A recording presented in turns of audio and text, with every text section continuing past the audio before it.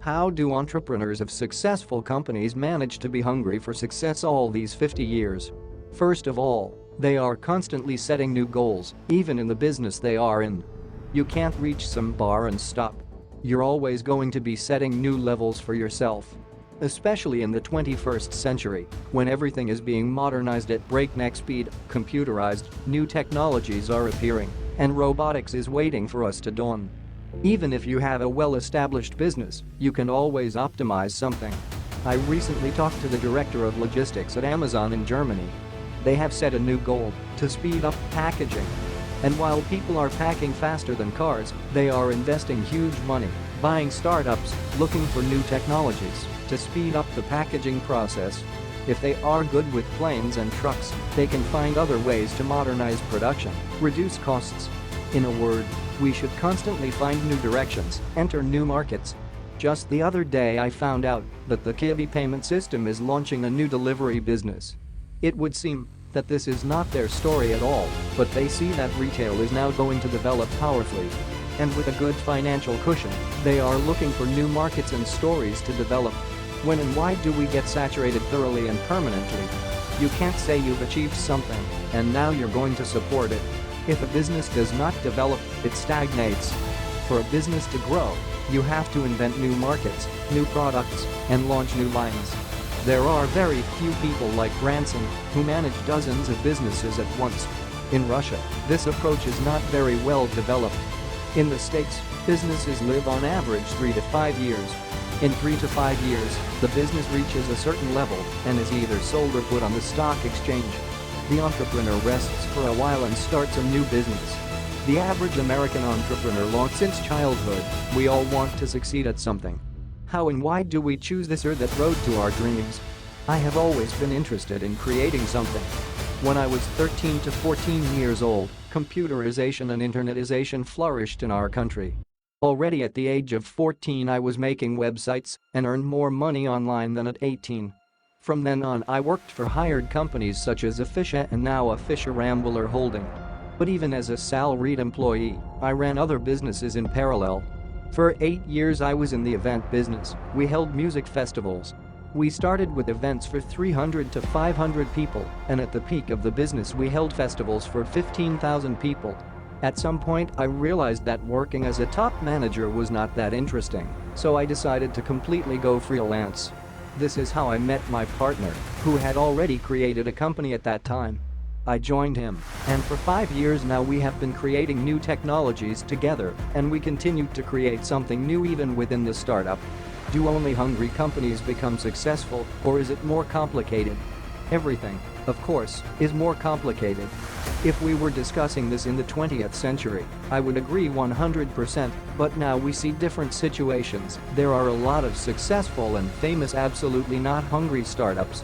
To take Uber as an example, this is a company that is now valued at $40 billion. Their strategy is based on maximum investment. They capture the market without being hungry, but, on the contrary, by mastering huge flows of money. It's too early to talk about their success. There is an opinion that a crisis is waiting for us on the investment market, not as terrible as in 1997 to 2000, but nevertheless it is expected. And the price of such companies will fall, because the exchange cannot digest them all. We stick to the following approach: minimum costs and maximum efficiency.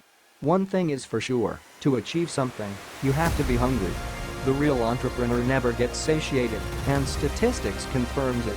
On the one hand, we can look at a unique person like Richard Branson, who does not stop at one business and launches more and more businesses. Or let's take entrepreneurs who build a company in 3 to 5 years and then sell it or put it on the stock exchange. They buy yachts, go on round-the-world trips, and say with confidence that they will never work again, and then come back in 6 months because they got bored. And they want to feel the drive of creating and promoting a business again. I can't think of a single entrepreneur who has sold one. Hunger is the first ingredient for success. Be hungry. Being hungry means there's something inside you that you're not satisfied with. Something that tells you that you can and are worthy of much more than you have achieved now. Even if those around you already consider you to be a very successful person. B. Have a clear vision of what you want to achieve and why you want to achieve it. This will add to your drive and energy. 2. Worldview is very important. A. Having the right mindset is critical to achieving serious success. It's even more important than the technical aspects of how to do it. B. Successful people have a service philosophy. Its secret is not about how can I get more, but about finding answers to the question, how can I give more to those around me? C. Always seek to bring more value instead of competing in the traditional sense. D. Don't seek to get something by deception. What you give to the world comes back to you. B. Never stop learning. You should be the best student you can be, stretching your brain every day and loading it with useful, quality information. 3. Your environment shapes you. 8. You are exactly like your environment. If you're surrounded by eagles, you fly with them. If turtles, you too will crawl until you are surrounded by eagles, only then can you fly. B. Find successful people around you, in your city, region, country, anywhere, and find a way to be there for them. C. Work for them. Even for free. Even if you have to pay money for it. Learn from them in any way you can. Attend their seminars, listen to their speeches, offer your help. 4. Model.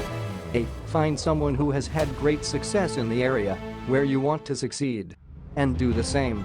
B. Don't try to reinvent the wheel. It will take a lot of time. And time is one of the few irreplaceable resources. 5. Read. All successful people read a lot. A. Reading will help you form the right philosophy in psychology. B. Load yourself with information on the subject you want to become a master. This will gradually change your life. C. Develop your most valuable tool, the intellect. You may lose all your material possessions, but what you have between your two ears no one will ever take away from you. 6. You don't have to try, you have to do. 8. Stop being the one who always wants to try something. Once you've made up your mind, to hell with it, get in there and do it. D. Build into yourself the I'm going to do this until I'm a master worldview. C. Those who try don't succeed. D. Masters work, yes, and work again until they become masters. 7. 80% of success in psychology. 8. What are your beliefs? What rules do you play by? What do you think is possible and impossible? Am I someone who tries, or will I become a master? B. These beliefs, rules, and principles determine whether or not you will succeed. C. The technical questions of how to do something are simple. The hard part is the following. D. The hardest part is always sticking to your way, not betraying the right psychology. A. Implement useful rituals into your life. A. You must become a fan of those rituals that contribute to your success. B. Follow those rituals once a day, once a week, once a month. C. The more often and more you do, the closer you are to success. D. This is what separates the acting person from the one who is trying.